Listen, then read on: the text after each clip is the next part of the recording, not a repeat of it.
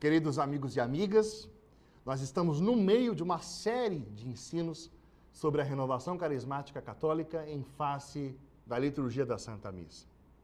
Esses ensinos, eles são baseados no livro A Renovação Carismática Católica e a Liturgia da Santa Missa, que é o livro que você está vendo agora.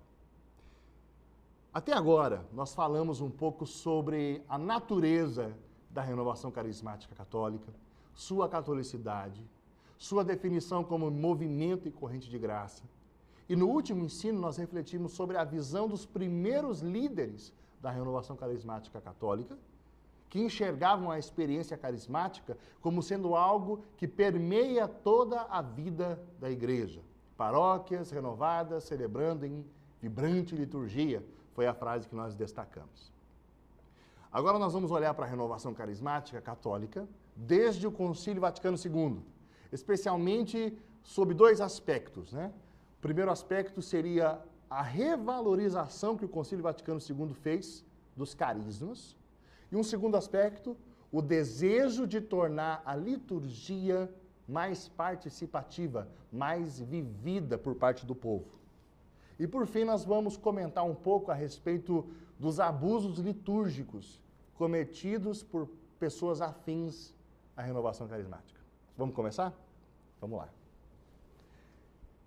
Já é famosa entre nós aquela história da tensão entre os cardeais Swinems e Ruffini a respeito dos dons carismáticos e a sua presença na igreja hoje. De fato, quando a gente lê documentos conciliares como a Lumen Gentium, nós percebemos que a igreja fala dos dons carismáticos sendo recebidos e exercidos no hoje da igreja por cristãos de todas as classes. Textos do Concílio Vaticano II, como a Lumen Gentium, têm fundamentado encíclicas, discursos pontifícios, declarações das congregações, Catecismo da Igreja Católica, o Código do Direito Canônico, e são hoje as chaves de leitura para os rumos pastorais da igreja. Eu quero citar aqui um trecho do livro Aspirai aos Dons do Espírito, do meu amigo Renato Mengue. É um dos homens que admiro muito e de quem eu aprendo muito por meio da leitura dos livros dele. Acompanha comigo no slide. Ele escreveu assim, ó. Os dons carismáticos, descritos por Paulo nos capítulos 12 e 14 de sua primeira carta aos Coríntios, embora surjam a miúde nos ensinos da igreja pós-conciliar, na vida regular das dioceses e comunidades paroquiais, eles não aparecem como prática espiritual exercidas comumente nos diversos segmentos eclesiais. Observa-se que há duas condições a respeito desses dons. Subsistem nas letras, onde são tidos como integrantes da vida espiritual e ministerial da igreja, mas na prática pastoral não são vistos. A verdade, meus amigos, é que toda a riqueza teológica que já existe nas reflexões de homens como Heribert Meehan, um dos maiores nomes da pneumatologia, René Laurentin, um dos maiores nomes da Mariologia, Yves Congar, um dos maiores nomes da pneumatologia, Daniel Lange, teólogo francês sumamente renomado, Francis Sullivan, teólogo estadunidense renomado, Leon Joseph Swinems, um dos moderadores do concílio, e tantos outros que a gente poderia citar aqui. Esses estudos escritos passam longe, mas muito longe, das prateleiras da maioria dos nossos líderes eclesiásticos. Há uma resistência brutal com a praxis carismática, tal qual ela acontece na renovação.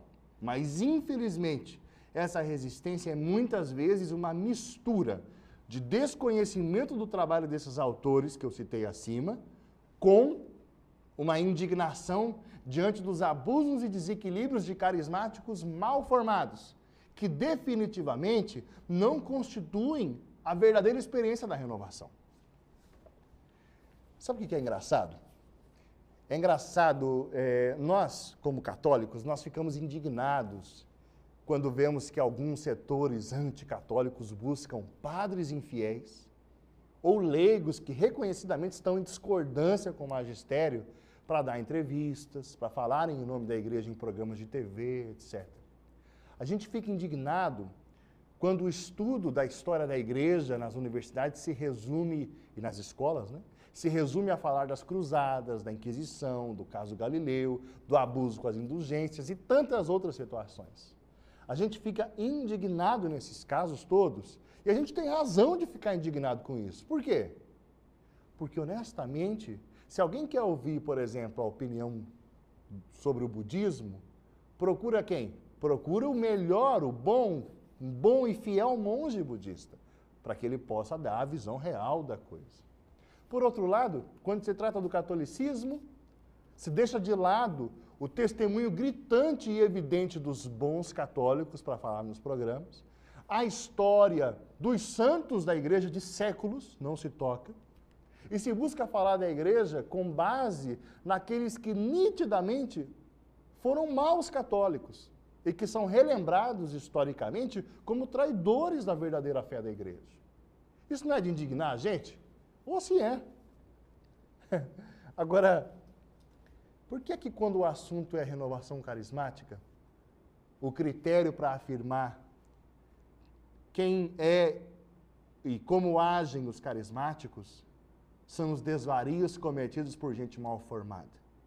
Por favor, senhores críticos, se vocês desejam saber o que é e como procede a renovação carismática, procurem os bons carismáticos, ao invés de procurar desequilibrados. Desculpe falar assim. Gente, se falta leitura por parte dos nossos líderes sobre a renovação, o que dizer de muitíssimos leigos que coordenam as nossas pastorais e serviços nas nossas paróquias? Aquilo que está contido nesses textos conciliares poderia se tornar vida na nossa vida de católicos nas nossas paróquias. A renovação carismática católica é prova disso e pode ser uma corrente de graça capaz de avivar a chama desses carismas na vida pastoral e litúrgica da igreja. Aliás, eu acredito que ela exista para isso. Mas se faz necessário uma profunda tomada de consciência por parte de toda a igreja da legitimidade da experiência carismática tal qual ela se dá nos ambientes sadios da renovação. Mesmo levando em conta o fato de que a partir da década de 90 houve um declínio na genuína experiência do batismo no Espírito Santo e que, por consequência disso, houve também um declínio na legítima manifestação carismática, é necessário a gente saber separar as ovelhas dos cabritos e reter aquilo que é bom. Sobre a legitimidade do dom das línguas, por exemplo, e a sua praxis, tal qual nós vemos nos grupos de oração genuinamente carismáticos, eu recomendo duas obras importantíssimas e bastante esclarecedoras para nós. Eu vou colocar até no slide os títulos das duas obras, dá uma olhada aí. Aspirai aos dons do Espírito Santo, da editora RCC Brasil, do meu amigo Renato Mengue, e o livro Pentecostalismo entre os Católicos, da editora Vozes, de René Laurentin. Quer saber o que é o dom de línguas e a sua praxis? Essas duas obras, dentre tantas outras, vão ser iluminadoras. Como nós veremos mais à frente, meus amigos, há lugar, sim, para os carismas na vida litúrgica da igreja. Aliás, a primeira carta aos Coríntios deixa claro que a liturgia é o berço das manifestações carismáticas na igreja primitiva. Porque as orientações de 1 Coríntios 14 não foram dadas por um grupo de oração carismático lá em Corinto. Não tinha. Paulo está dando orientações para uma assembleia litúrgica. Amigos, na próxima aula, nós vamos falar um pouco sobre o desejo de tornar a liturgia mais participativa para o povo que norteou o Concílio Vaticano II. Até o nosso próximo ensino.